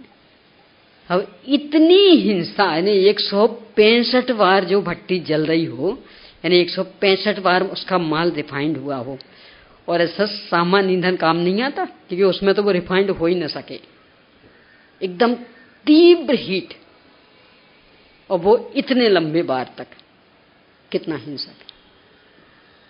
और ये तो वो हिंसा, सारे वैज्ञानिक एक मत कि ये हर दृष्टि से हानिकारक, यानी ऑक्सीजन सोखता वो अलग, शरीर में गर्मी बढ़ाता वो अलग, अंदर की हवा बाहर नहीं निकलने देगा, बाहर की हवा अंदर नहीं निकलने देगा, आने देगा, तो ये वाली समस्या अलग। आग जल्दी पकड़ता वो अलग, और आग पकड़े तो अब सीधी वो चमड़ी खींच करके ही ले जाएगा वो अलग। यानी इन कपड़ों में आग लगेगी ना, कपड़ा जल सकता है, कदाचित हम हाथ से मारूं तो हाथ भी जल सकते, पर यदि वैसे नहीं जले तो चमड़ी नहीं जाएगी इससे। और इनमें यदि जले तो जहां चिपका, अब तो वो चमड़ी ही खींच के निकलेगी, अब वो चमड़ी सुरक्षित नहीं रह सकती, इतना। तो ये वैज्ञानिक लोग कह रहे, और फिर भी ना हमें अहिंसा से मतलब, ना इस प्रदूषण से मतलब, बस हमें तो शौक से मतलब, सब देखने में अच्छी लगती, वो हल्की रहती वजन में, वो धुल जल्दी जाती। अब इनको तो रगड़ते रहो, और इनको तो बस एक बार उसमें डालो, और बस थोड़ा ऐसा ऐसा किया, और बिना निचोड़े ऐसे भी डाल दो तो भी आराम से सूख जाएगी। और इन कपड़ों को तो अच्छे से निचोड़ निचोड़ के बिल्कुल सिंगल फैलाओ, तो बरसात में 24 घंटे में भी नहीं सूख पाते। कितना कठिन काम, और टिकाऊ भी, रोज भी पहने तो 2 साल में फटने वाली नहीं है, और ये तो रोज पहने तो 6 महीने में ही साफ। और ये कपड़ा इन्फेक्शन इतना बढ़ाता, देखो विचार करना, अस्पतालों में इन्फेक्शन आदि से बचाव कितना अधिक आवश्यक होता, तो वहां यदि इन कपड़ों को काम में लें तो अच्छा रहे ना, जल्दी से धुल जाएं, जल्दी से सूख जाएं, बढ़िया रहे ना। क्यों नहीं लेती सिंथेटिक? यानी हर चीज में प्योर खादी, जहां तक तो खादी ही नहीं, वो तो सूती, जहां तक तो खादी, ऐसा बैंडेज वगैरह जितनी सब प्योर खादी, वो चद्दर वगैरह सब प्योर खादी, मिल का भी नहीं, क्योंकि मिल वाले में भी वो क्षमता नहीं रह जाती जितनी खादी में है। तो सारे बैंडेज आप देखना प्योर खादी, वो जो वहां के बेडशीट वगैरह रहेंगे प्योर खादी। क्यों? कि सब हमें पैसों से मूल्यांकन नहीं करना है, हमें इन्फेक्शन के विरुद्ध खड़ा होना है। ये सब चीजें इन्फेक्शन बढ़ाती, तो भले वो धोने में कठिन जाएं तो जाएं। ये कपड़ा है ना, आप धो, कुछ खास वजन नहीं होना, और बल्कि और सिमट के थोड़ा सा रह जाएगा, और इनको भिगाओ तो और वजनदार हो जाएगा। यानी इतनी सी साड़ी ऐसे हो जाएगी जैसे 4-5 किलो की हो गई हो, इतनी वजनदार। उठाओ तो उठाने में कितनी ताकत लगे।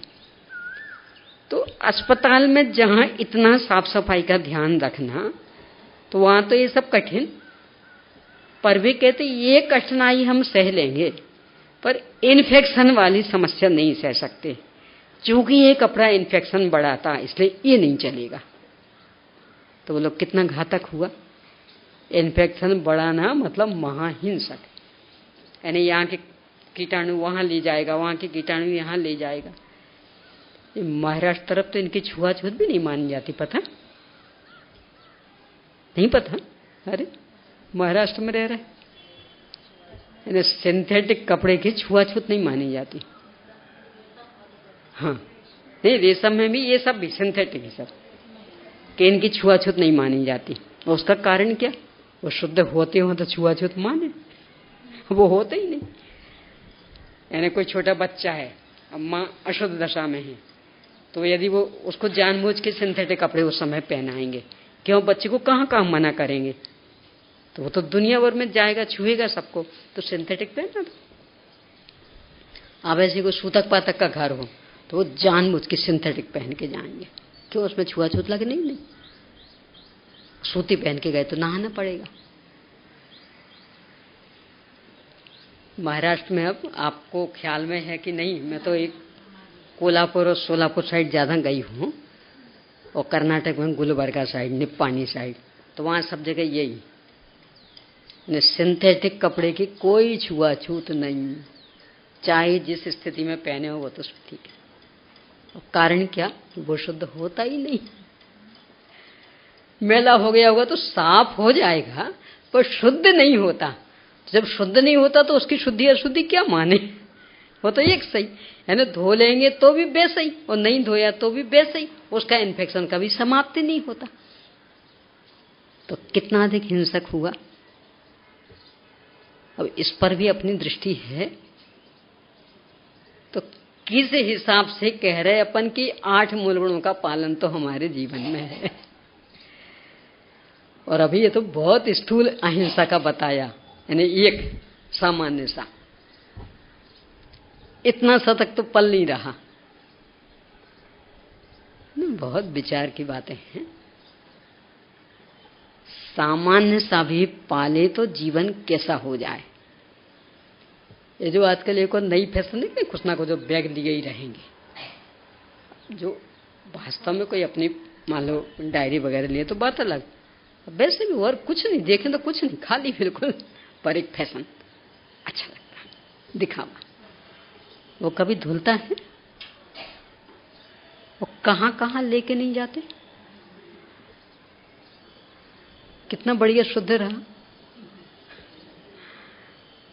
अब वो चूंकि हमारा फैशन ही, यानी फैशन का वो एक कैरियर बन गया वो हमारा, तो वही मंदिर में भी वही, अस्पताल गए हो तो अस्पताल में भी, और कहीं भी गए हो तो भी वही, और सब जगह वही चलता। और सोले के कपड़े पहन के आए हो तो भी वही। एक दिन हो गया था ना जब उनको टोका, ये क्या तमाशा, तो ऐसा भी वो नहीं छूट सकता। तो कैसे अहिंसा रही? वो कभी धुला नहीं है, धुलता नहीं है, वो भाई बहुत ही जरूरी चीज हो तो बात रखा नहीं, रखा कुछ नहीं है, कुछ नहीं, बस फैशन, आदत बन गई, कुछ ना कुछ लेना हाथ में। तो कितना हिंसक। यानी जहां जिस वातावरण में जाएगा तो वहां की वो सारी गंदगी उसमें आएगी कि नहीं आएगी। एक शब्द आता अपने यहाँ योनि, योनि मतलब उत्पत्ति स्थान। तो सामान्य से तो उसके 9 भेद, शीत उष्ण, और फिर शीतोष्ण, समृद्ध विवृत, फिर समृद्ध विवृत मतलब मिली हुई, और सचित्त अचित्त, और फिर सचित्त अचित्त। मुझे इसमें शीत उष्ण शीत उष्ण बताना कि मान लो यहाँ है कोई चीज, मान लो जैसे ये रखा यहाँ, अब अपन ने सीधे उठा के वहां रख दी, इसकी योनि बदल गई। अगला जो अपना आएगा ना भक्तपान संयोग, उसमें ये बहुत विस्तार से आने वाला, तो उसकी योनि बदल गई। अब इसको तो आप मजबूरी कह सकते, सब क्या करें अब। और वो बैग आदि वो आपकी मजबूरी तो नहीं है ना, वो तो अपनी शान, तो उसके साथ क्यों करते, क्यों ऐसी शान। यानी अभी कहीं बैठे थे फिर कहीं चले गए तो उसकी योनि नहीं बदल गई, तो वो इन्फेक्शन नहीं बदला, वातावरण नहीं बदला, तो उन जीवों की हिंसा नहीं हुई। महाराज श्री मान लो यहाँ बैठे, अब उनको विहार करना, तो यहाँ पहले खड़े होके पीछे से पूरा परिमार्जन करेंगे, फिर विहार करेंगे, अब बिहार में भी मान लो बिल्डिंग से पूरे नीचे पहुंचे, वहां फिर परिमार्जन करेंगे तब अलग, क्योंकि बिल्डिंग वाला वातावरण अलग था, सड़क का अलग। अब फिर सड़क पार करके उस तरफ गए तो फिर पूरा परिमार्जन करेंगे, फिर और आगे बढ़ेंगे। फिर मान लो कहीं छाया में से धूप आ गई तो छाया से, जैसे मान लो यहाँ और फिर यहाँ, तो यहाँ खड़े होकर पहले परिमार्जन करेंगे, फिर वहां जाएंगे, यानी पीछे से पूरा। हाँ ऐसा है, यानी पीछे से पूरे शरीर को कि जो भी कीटाणु आदि हों वो सब निकलना। अब मान लो वहाँ धूप, तो वहाँ से निकले, अब इसके बाद वहाँ पहुँचे, वहाँ छाया, तो वहाँ खड़े होके फिर पूरा परिमार्जन, तब कहीं आगे बढ़ेंगे। क्यों? वो योनिज होते ही नहीं, तो भी प्रतिकूल वातावरण में जाएंगे तो मरेंगे, और कारण उसमें हम बने। तो जितना हम बचाव कर सकते उतना करेंगे, ये मर्यादाएं हैं। तो अपन मान लो उतने विरागी नहीं हैं, उतनी वितरागता नहीं है, कषाय बहुत तेज, तो ना सही उतना, पर जो अनर्गल चीजें यानी जिनका कोई मतलब ही नहीं, उनको क्यों व्यर्थ में योनिज का स्थान बनाते? और अपन तो बनाते शान के खातिर। और साफ सफाई का तो मतलब ही नहीं, कभी धुलना नहीं, कुछ नहीं। वो तो कब धुलेगी? धुलेगी क्या? वो जब फट जाएगी तो फेंक जाएगी, धुलने का क्या सवाल। वो तो बहुत ही ज्यादा कुछ मान लो हो जाए गड़बड़ तो भले धुल जाए, अन्यथा तो वह सीधे फट के फेंकेगी। यानी किसी भी सामान्य से अणुवृत्त को भी देखेंगे तो कहाँ है स्थिति? सत्यानुवृत्त। सत्य में अकेला सत्य नहीं आता, कठिन वचन मत बोल, पर निंदा अरु झूठ तज। यानी अकेला झूठ नहीं, झूठ तो छूटे गई, कठिन वचन पर निंदा ये भी। ऐसा कहा जाता उदाहरण के लिए कि मान लो आप काने हैं, एक काने,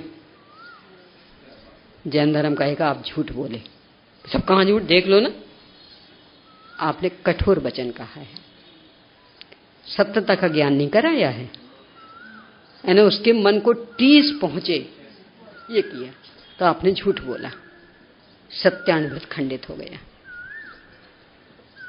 यानी उसे पता नहीं कि हम काने हैं, तो क्यों आप जबरदस्ती चिढ़ाना चाहते? क्यों उसको नीचा दिखाना चाहते? उसके मन को खेद क्यों पहुंचाना चाहते?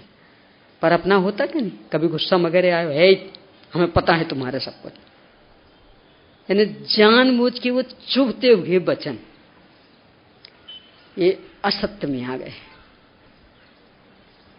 निंदा आदि का तो कहने क्या, जो अपने को नहीं सुहाता हो फिर तो देखो मजा, यानी वो रस तो ऐसा कि उसके बिना तो मानो भोजन ही नहीं पचे, इतना बड़ा रस। अपने यहाँ तो यहीं की घटना है, मतलब मुंबई में घटी हुई। गोपाल दास जी बरैया एक दिन चर्चा की थी ना, तो मोरेना से चले थे यहाँ मुंबई आने के लिए, प्रवचन के लिए, साथ में बेटा था।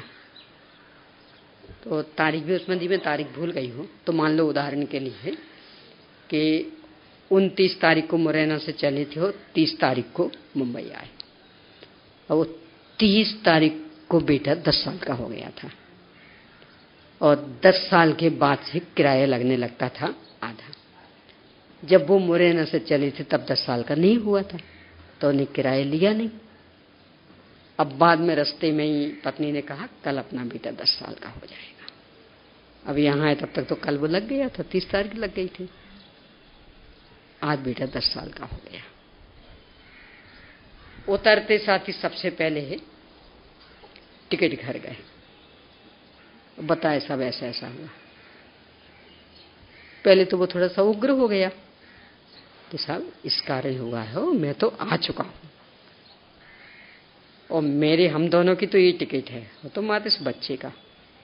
इतना प्रभावित हुआ वो टिकट देने वाला, ऐसा भी कोई व्यक्तित्व तो हो सकता। यानी यहाँ तो स्पष्ट दिख रहा हो कि 15 साल का बच्चा, नहीं अभी 10 साल का नहीं हुआ, अभी नहीं हुआ 10 साल का ये, और ये मात्र अभी कुछ घंटे बीते और इतने में इनकी तो जिद, नहीं साहब नहीं चलेगा। आखिरकार ले पड़ा, लिया उसने, बोला अपन होते तो चलो अच्छा रहा, बच गया। स्वयं जाने का तो सवाल ही नहीं, कदाचित वो टीटी ही परेशान करता तो उल्टी सफाई देते। देख लो ना 30 तारीख तो अभी शुरू हुई है। कितने बढ़िया सत्य है। अचौरी का सेल टैक्स, इनकम टैक्स की चोरी, जितनी अपनी इनकम है, यानी ज्यादा रखना हमें बुरा नहीं लगता है।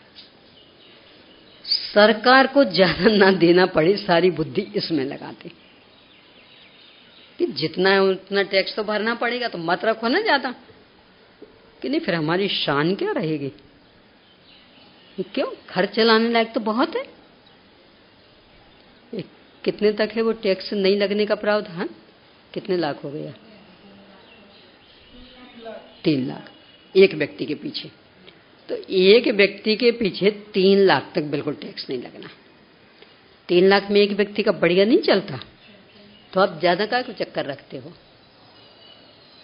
यानी यदि टैक्स नहीं देना चाहते तो अपनी सीमा कम कर लो, कि नहीं सब शान से तो बहुत रहेंगे तो करोड़ों के मालिक, तो फिर टैक्स भी चुकाओ, कि नहीं टैक्स नहीं देना, तो चोरी नहीं हुई। कोई सामान खरीदने गए, वो व्यापारी भी ऐसा ही है, वो कहता देखो यदि रसीद लोगे तो इतने का माल, और बिना रसीद के लेना हो तो इतने का। बोलो कौन सा पसंद आएगा? वो स्पष्ट कह रहा कि नहीं मतलब बिना, हमें रसीद का क्या करना, किसी को दिखाना थोड़ी है, पर रुपए तो इतने बच जाएंगे। अब स्पष्ट पता लग रहा है ना कि वो रसीद नहीं दे रहा है, इसका मतलब वो सेल टैक्स चुरा रहा है। क्यों? इसी वजह से तो कीमत बढ़ रही ना, और इसीलिए वो रसीद दे नहीं रहा, क्योंकि देगा तो वो सेल टैक्स में वहां जुड़ेगी फिर वो, कि भाई इतना सेल हुआ तो टैक्स चुका। पर अपने को पसंद आता नहीं, हमें नहीं चाहिए रसीद, हमें दिखाना किसको? ये चोरी नहीं है? कितनी कितनी और अनर्गल, यानी उसको धोखा दे रहे हैं कि जिससे कितनी कितनी अपेक्षाएं कि सब हमारे यहाँ की सड़कें बढ़िया होना चाहिए, पानी की व्यवस्था बढ़िया होना चाहिए, लाइट की व्यवस्था बढ़िया होना चाहिए, सुरक्षा कर्मी बढ़िया होना चाहिए, रेलें बराबर समय पर चलनी चाहिए, ट्रांसपोर्ट बराबर समय पर आना चाहिए। तो उससे तो इतनी अपेक्षाएं, तो वो ये सब अपेक्षाएं पूरी करेगी किसके बल पर? ये सब व्यवस्थित हो तो उसके लिए उसे कर्मचारी चाहिए ना, और कर्मचारी कोई फ्री फोकट में मिलेंगे? पैसे कहां से आएंगे? उनकी तो कोई दुकान है नहीं, तो जो अपना टैक्स अपन देंगे उससे ही तो ये सब होना ना। तो टैक्स के संदर्भ में इतनी कंजूसी तो मत रखो फिर ज्यादा आप, कि नहीं रखना तो है, क्योंकि फिर धनी कैसे दिखेंगे। तो रखना है वो, टैक्स चुकाना नहीं है। बोलो, है ना, दोनों बातें एक साथ चलती है ना। उपाय सरकार बता रही ना कि भाई आपको टैक्स नहीं चुकाना, आपकी बढ़िया से बढ़िया जिंदगी, यानी एक व्यक्ति के पीछे 3 लाख रुपया साल ठाठ से जिंदगी जी सकता बोल, और 3 लाख तो इनकम, यानी बाकी वो नहीं, प्योर 3 लाख मिले सीधे ही हाथ में, तो कहाँ कमी जानी बोल, आराम से जिंदगी जी सकता। पर वो लखपति ही कहलाएंगे ना, फिर करोड़पति कहाँ कहलाएंगे। तो करोड़पति कहलाएं तो फिर करोड़पति का टैक्स भी भरो, कि नहीं टैक्स तो नहीं भरेंगे, तो फिर लखपति भी आ जाओ, नहीं वो भी नहीं। दोनों तरफ से फंसाना सरकार को, सुविधा कितनी दे रखी कि आपको टैक्स नहीं देना तो आप इस सीमा पे आ जाओ, आपके खर्चों में कहीं कोई समस्या नहीं आएगी, क्योंकि 3 लाख बहुत बड़ी पूंजी होती, ठाठ से जीप कर चलेगी। और ज्यादा ही आपको बड़प्पन बताना तो टैक्स भर, तो टैक्स भरना नहीं है, बड़प्पन बताना। तो ये चोरी नहीं कर रहे। और बड़े शहरों में तो समस्या नहीं है, छोटे में ज्यादा, क्योंकि यहाँ बड़े में तो हर जगह मीटर लगे रहते, तो ज्यादा समस्या नहीं आती। छोटे गांव आदि में जाएं तो या तो बिजली के मीटर लगे ही नहीं रहते, और लगे रहते तो बिल्कुल वो गड़बड़, यानी ठीक से काम ही नहीं करते। तो बस कहीं से भी ऐसी लाइन गई हो और सीधे उनने वहां से लाइन ली, और पूरी रसोई भी उसी पे गैस चल, क्योंकि गैस के तो पैसे लगेंगे। अब वो तो मीटर कोई मायने रखता नहीं, और चाहे जहां से भी लाइन गई वहां से अपने उनने खींची लाइन डोरी लेके काम चलाते, पूरी रसोई। ऐसे भी देखे घर, यहां तो नहीं होगी समस्या। ऐसे भी घर देखे, मान लो लाइट नहीं आए, भोजन का समय 10 बजे का, लाइट आई नहीं, इंतजार इंतजार इंतजार, तो ये गैस है ना कि नहीं, आ जाएगी लाइट, आ जाएगी लाइट। अब वो इंतजार इंतजार इंतजार करते करते शाम हो गई, आज रोटी नहीं बनी। क्यों? लाइट ही नहीं आई। अब शाम तक भी अब आ जाएगी, अब आ जाएगी, वो तो आशा पे आसमान टिका ना। पर अब होते होते सूर्यास्त भी हो गया, तो पूरा उपवास हो गया। पर चूंकि लाइट नहीं आई इसलिए नहीं। क्यों? फ्री फोकट में रसोई बन जानी थी, टंकी नहीं थी, नहीं है तो फुल भरी रखी, तो बना लो ना। पर जब मुफ्त में काम चलता तो क्यों बनाए? बोलो। और मानते हैं चोरी। ये स्थिति नलों की, और ये तो अपनी लोकल धार्मिक कार्यक्रम में भी कम होता क्या? कितनी अमाप लाइट काम में लेते। पर ईमानदारी से विचार करना, सरकार यदि सावधान होगी तो फिर भी थोड़ा बहुत हो जाएगा, और सरकार की ओर से ढिलास हो तो बोलो जितना खर्च होगा उतना भुगतान करेंगे, चाहे वो लाइट का हो चाहे पानी का हो। बोलो हर क्षेत्र में, ब्रह्मचर्य का भी बस वो एक पाप समझ लिया, मैथुन, हमारा पूरा त्याग, पर केवल उसका ही नाम ब्रह्मचर्य। 5 इंद्रियों का लिया, स्त्री राग कथा श्रवण, तन मनोहरांग निरीक्षण, पूर्वरता अनुस्मरण, ब्रह्मश्रेष्ठ रस, स्वयं शरीर संस्कार। तो सजने समझने में तो और ज्यादा आगे, पहनने ओढ़ने में और ज्यादा आगे। कहाँ पला ब्रह्मचर्य? और परिग्रह की तो कोई सीमा ही नहीं। आप सब कितना, किसको तो हमें पता ही नहीं कितना, हमारे घर में कितने वस्त्र कितने बर्तन हमें कुछ पता नहीं। क्यों? अमाप है ना, पता ही नहीं। तो पता नहीं तो परिग्रह का परिमाण कैसे किया होगा? जब पता ही नहीं है तो परिमाण कैसे करोगे? ये स्थिति तो कहाँ है 8 मूल गुण आदि भी। अब ऐसे मध्य मास मधु का त्याग, ऐसा सीधा मांस तो वैसे भी कौन खाता। पर एलोपैथिक दवाइयां हैं, होम्योपैथिक दवाइयां हैं, कैप्सूल हैं, वाटल हैं, और भी इसके जैसी दवाइयां आदि। आयुर्वेद में भी बिना मर्यादा का भोजन आदि भी, कुछ भी बिना मर्यादा का, कोई भी भोजन बिना मर्यादा का सब मांस भक्षण के दोष वाला होता है। आपका तो मांस का त्याग है ना, तो बिना मर्यादा का दूध चल कैसे जाता?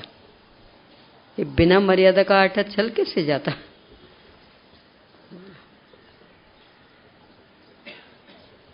ये स्थिति शराब की, कि यदि ये सब चीजें चल रही तो शराब भी, कि अल्कोहल के बिना एलोपैथी की कोई दवा बनती नहीं, होम्योपैथी की बनती नहीं।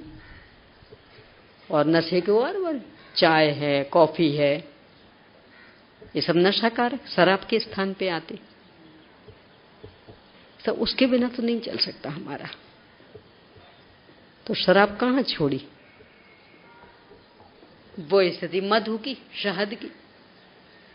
कोई भी ये दवाइयां खाओगे और मैं तो पड़ा रहता, अथवा ये बाहर के आपके साबुन वगैरह, क्रीम वगैरह, उनमें पड़ी रहती मधु, शहद।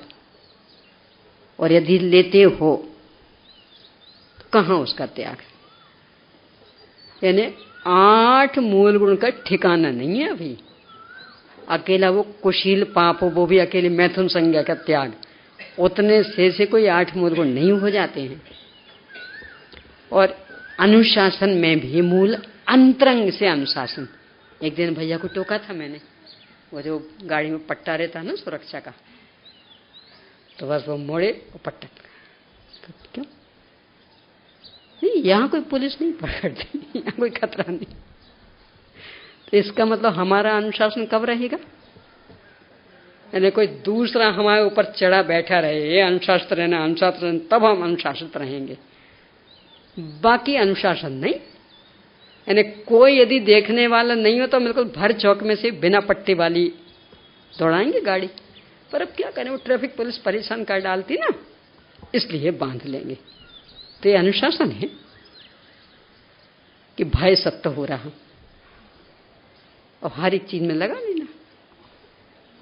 यानी यदि वो ट्रैफिक पुलिस परेशान नहीं करे तो हम हेलमेट क्यों लगाएंगे?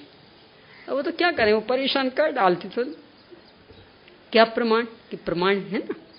यानी जिन चौराहों पर लगता अथवा दूर से दिख जाए ट्रैफिक पुलिस खड़ी है, तो वो हेलमेट जो टांग रखा था फटाफट और लगा, अब नहीं है उस चौराहे पर, तो उतार के। तो किसके लिए था वो हेलमेट? तो आप तो अभी चला रहे हो ना गाड़ी, फिर ऐसा अनुशासन ऐसा हर चीज में लगा ना। ये तो एकदम स्थूल उदाहरण दिए, घरों में भी, कोई से भी काम में भी। यानी जिसको जो काम कराना वो सामने खड़ा हो तो अलग तरह का हो जाएगा, और वो सामने नहीं हो तो अलग तरह का। यानी हमारा अनुशासन भाई सब भय पर निर्भर है।